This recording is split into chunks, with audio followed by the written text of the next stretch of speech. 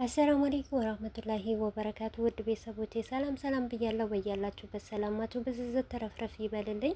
ይህንን ቪዲዮ ከወደዳችሁ ላይክ፣ ሼር፣ ሰብስክራይብ እያደረጋችሁ ቤተሰብ ሆኖ ዛሬም ሩቲ አልመጣችም፣ ለሁላችንም ናፍቃናለች።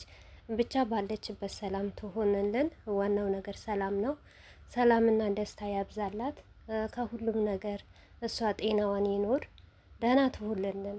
ችግረኝ ለሆመኛ ብትነፋቅንም እንችለዋለን። እንደውም እውነት ለመናገር እኛ ያው ሩታን ስለለመድን ትናፍቀናለች እንጂ ከሚዲያው ትንሽ ጊዜ ብጠፋ ራሱ በጣም ደስ ይለኛል። ምክንያቱም ካለ አንጻር ማለት ነው የሆነ የራሷን እረፍት ብታረግ ደስ ይለናል። ግን ያው አላ እኛ ደግሞ ትናፍቀናለች አንደኛ ነገር፣ ሁለተኛ ነገር ደግሞ ምን ሆነች የሚባል ነገር እኔ አሁን በአሁኑ ሰዓት የሚያሳስበኝ በቃ ሩታ ምን ሆነች ምን ይፈጠር ይሆን እያልኩ ነው ማስበው።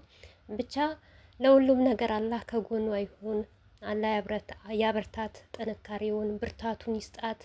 በቃ በጀግንነቷን ደግሞ ገና ጨማምሮ ጀግንነትን ይጨምርላት። ያው በዚሁ አጋጣሚ የሩታ እህቶች ሁላችሁም ድዋና ጸሎት አድርጉላት ማለት ነው።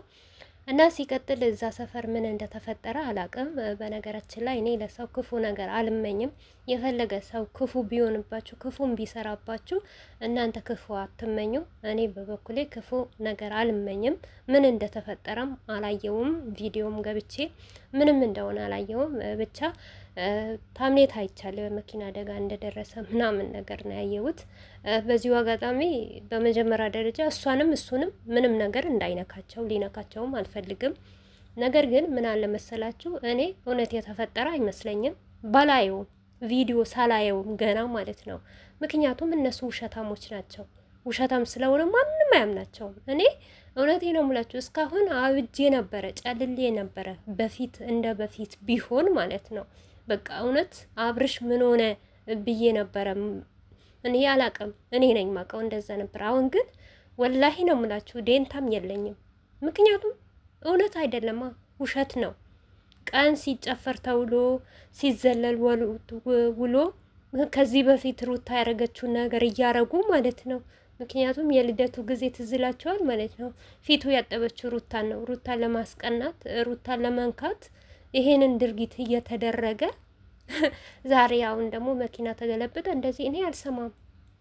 ምክንያቱም እናንተም እንደማታምኑ እርግጠኛ ነኝ። አንዳንድ ሰው ካልሆነ በስተቀር የእሱ ደጋፊዎች ካልሆነ በስተቀር ሌላ ትክክለኛ የሆናችሁ ሰው እናንተ ታምናላችሁ ብዬ እኔ አላምንም። ለምን ቢሆን ሰሞኑ ውስጥ ታምም ያለው ብሎ አይደለም ሶፋ ላይ እየተቀመጠ አላያችሁ?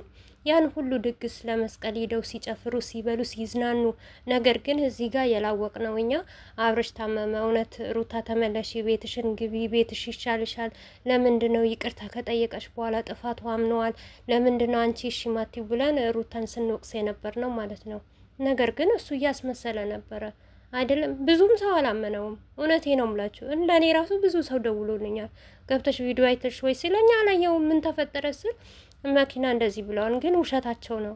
አሁንም ድራማ እየሰሩ ነው አሉ። ማንስ ያምናል? እውነቴ ነው የምላችሁ። እኔ እኮ ከዚህ በፊት ተናግሬያለሁ። አብርሽ ከፈለገ ነገር በህይወቱ ላይ አደጋ ቢፈጠር እንኳን ማንም አያምነውም። ለምን? ከሚያመጣው ውሸትና ከሚናገረው ውሸት ማለት ነው። አንድ ሴት ልጅ እንዴት ሆና ሴት በሴት ላይ እንዴት ትጨክናለች? እውነት ይሄ እንደውም ታያላችሁ በራሳቸው ስለሚያሟርቱ ማለት ነው። አንድ ቀን የእውነት ሆኖ ካልታየ ምን አለች ትሉኛላችሁ? ከምሬ ነው የምላችሁ። ግን የሴጣን ጆሮ ይዘጋ። እኔ ለማንም ክፉ አልመኝም። ነገር ግን ሁሌ በራስ ማማተር ደግሞ በራስ ታመምኩኝ ሳይሆን ደግሞ ሆነ እንደዚህ ነገር ደረሰብኝ ለምን ለቪዩ ተብሎ እኮ ነው አሁን እውነቴ ነው የምላችሁ። አላችሁ እኮ አንዳንድ አሁን ሞኞች ማለት ነው እየወረጣችሁ እየሄዳችሁ አሁን ምን ሆኑ ምን ተሰበረ የምትሉ ማለት ምንም ነገር አሉ ነው ምንም ነገር ጫፋቸውም አልተነካም። ይሄም ስራ ነው። ምክንያቱም ምን እንደሆነ ታውቃላችሁ? አንደኛው ነገር ሩታ የለችም። ሁለተኛ ነገር ደግሞ ዝሙቷን ሰውን ጠልቷታል። ስንት ሰው ነው ከህይወቱ ውጪ ሚላት ማለት ነው። በሄደችበት እሷ ባለችበት ቪዲዮ እኔ በገባው ሰዓት እሷን ማይሰድብና እሷን ማይረግም የለም። እውነቴ ነው የምላችሁ። ግን እሷ የሆነ ደነዝ ነገር ናት፣ ማይገባት ናት። አንድ ሰው ይሄንን አክል ሲሰደብ ይሄንን አክል ሲረገም እንኳን ለምን ብላ ነው? ለምን ብላ ነው? ቆይ በሴት ላይ የምትጨክነው? እሷ እኮ አርግዛ አይተዋለች እኮ እርግዝና ምን እንደሆነ እኮ አይተዋለች። ወልዳ እኮ አይተዋለች። የፈለገ ስራ ይሁን ማለት ነው። እንደውም አሁን እንደተባለ የእሱ ዘመድ ከሆነች እንደውም በጣም ብልግና ነው። እውነቴ ነው የምላችሁ። ከአክስት ልጅና ከዘመድ እንደዚህ መሳሳም፣ እንደዚህ መተሻሸት፣ እንደዚህ በዘመድ ዝሙትን መጨረስ ማለት በጣም ያስጠላል። እውነት እኔ እንደተነገረኝ የእሱ ዘመድ እንደሆነች ነው፣ ለእሷም እህት እንዳለቻት ነው። ነገር ግን በዚህ ልክ ለምን እንደምትዋረድ አላውቅም።